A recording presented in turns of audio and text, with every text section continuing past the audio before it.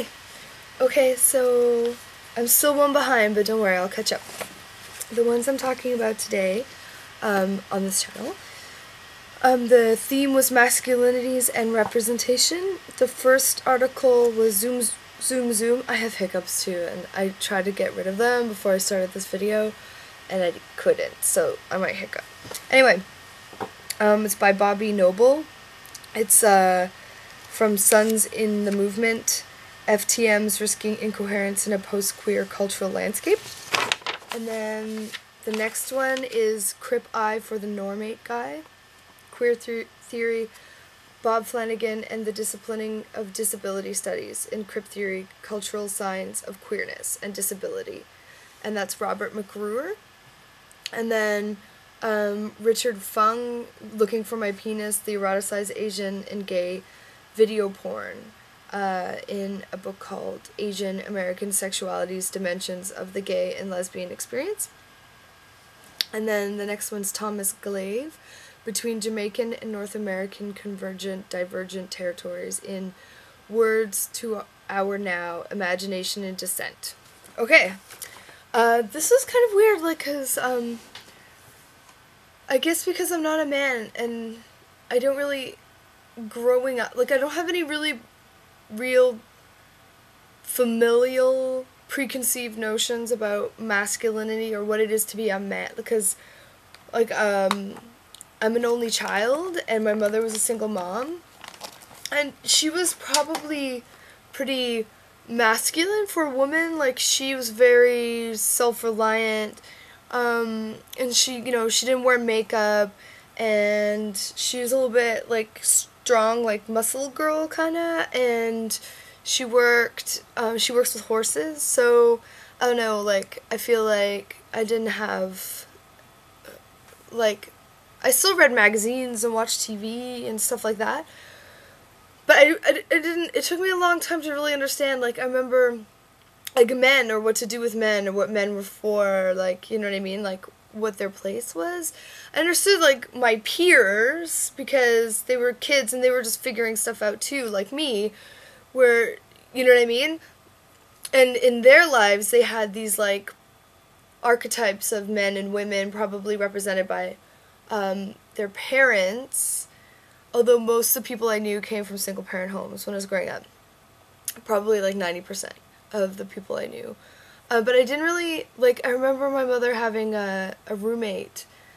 She picked up a roommate at some point when we lived in Florida, and it was this older guy, and he was nice and everything, whatever, they worked together, but I didn't really know how to relate to him or talk to him, and, like, I just treated him like I treated everybody else, and I guess he found that really offensive. Like, he found it very difficult to deal with me because I didn't acquiesce, I guess, or something like that. I don't know, it was very weird for me. I just didn't know what, I understood men in the context of, like, teachers, but I don't even think I had any male teachers up until that point either. So, yeah, I didn't know, and I still, like, even, like, when I grew up or was in my adolescence and stuff like that, like, most of my friends were boys because I had an easier time, for whatever reason, relating to them.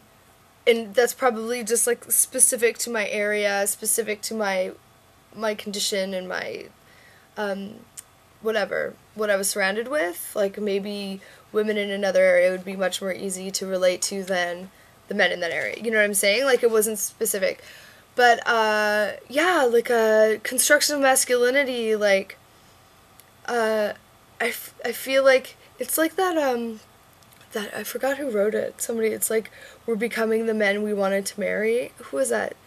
Some feminist writer. Anyway, I think I was more interested in, like, why, like, what traits in these people made them able to be self-sufficient and function, and be active, changing agents in the world. Like, I think that's what, but I didn't relate it to gender specifically. I related it to, because I felt like my mom was, like, had those traits, right? And, like, that I had those traits, but not perhaps like, the people who didn't have those traits were women. And so I was constantly trying to construct my femaleness without ever really trying to figure out what it was to be male. I just figured it wasn't my problem. It was just a given. It was just like outside myself. So that was really long and rambling. Anyway, I should talk about these readings, right? The one that stuck with me specifically, like, or the most, was the sick body one. The Crip Eye for the Normate guy, Bob Flanagan. You know, he has, or had, I don't know how he's doing, but anyway, a disease where he's in a lot of pain all the time, and he remembers being a sick kid, and I was a sick kid where I was in the hospital a lot and in a lot of pain, and he remembers just masturbating, because I don't know if you know this, everyone, but sick kids and people who are stuck in bed a lot, like uncontrollably, masturbate a lot. There's nothing else to do, because sometimes, like, reading makes you feel sick, or watching TV is boring, or you have a lot of pain in your stomach or your head, or, like, as long as it's not, like, the pain isn't generated by your genitals.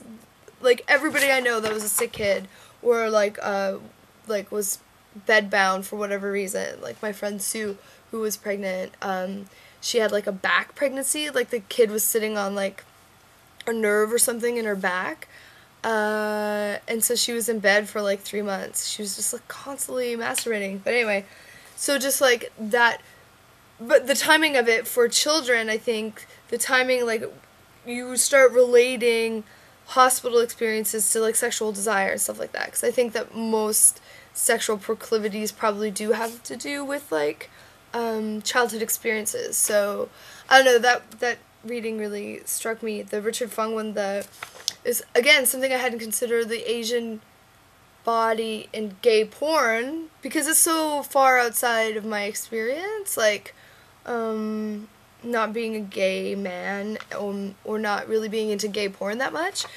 Although, given the choice, like, straight porn's really heinous these days sometimes. Like, it's not just like a lack of emotional intensity, it just seems really hateful and choking and scary and vomit, and it's like, I don't know, creeps me out a little bit. But, sorry, digressing.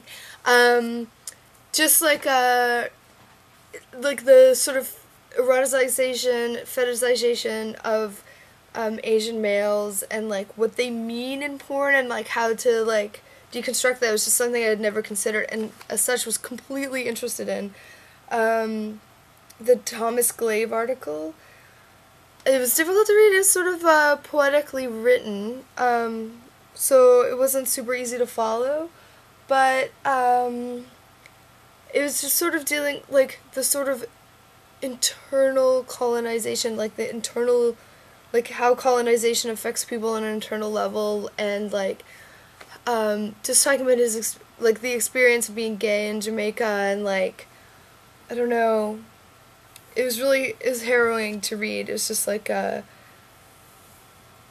being like in a multiple minority group just must be so frustrating. Anyway, but he's interesting because like he does rebel, and, you know, and produce dissent within himself. And then the Bobby Noble Zoom Zoom Emergent Boys in Popular Culture. Just sort of like what I think Bobby's a dude, I'm not sure.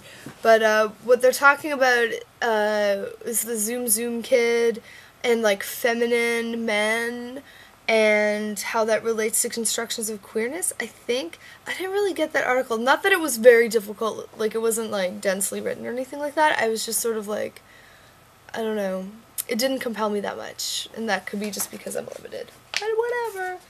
So I still have to do the native stuff, and then next week is, what is next week? Sorry. I will tell you.